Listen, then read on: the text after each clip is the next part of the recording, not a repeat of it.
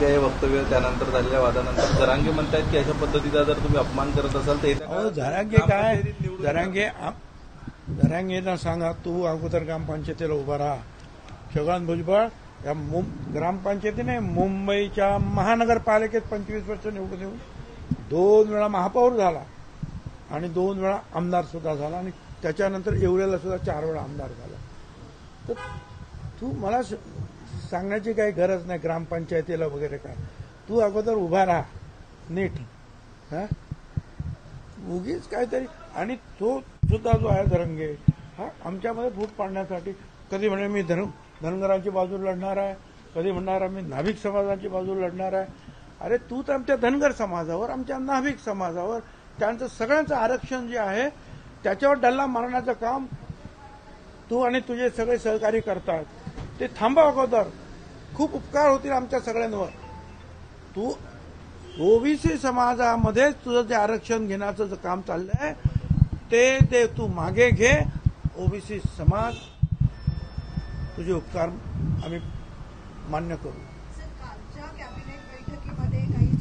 काही नाही, या विषयावर चर्चा नाही. आमच्या आरक्षणामध्ये मराठा समाजाला सगळा घालू नका, आमचं आरक्षण वाचवा.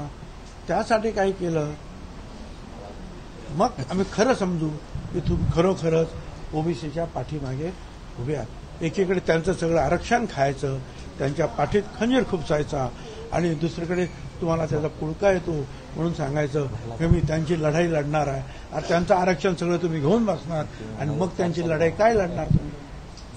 चला दोन समाजांमध्ये तेढ कशाला तुम्ही सरकारशी का भांडत नाही असा सवाल केला. मी समाजाशी कुठे तोडतो. मी सरकारनं आतापर्यंत ज्या ज्या सरकार झाले, ज्या ज्या पक्षांनी इथं बोलले सर्व पक्ष मिटिंगमध्ये की ओबीसीला धक्का न लावता मराठा समाजाला आरक्षण द्या, हे सगळ्या पक्षाचे नेते बोलले, सगळ्या पक्षांचे कार्यकर्ते बोलले, सरकार पक्षातले लोक बोलले. तेच मी बोलतोय की हे असं करा. आता जे काय होत आहे, जरांगे जे म्हणतोय की ओबीसीतच आरक्षण पाहिजे, त्याला माझा विरोध आहे. आणि सर्व पक्ष नेत्यांनी जे सांगितलेलं आहे त्याप्रमाणे मराठा समाजाला वेगळं आरक्षण द्या.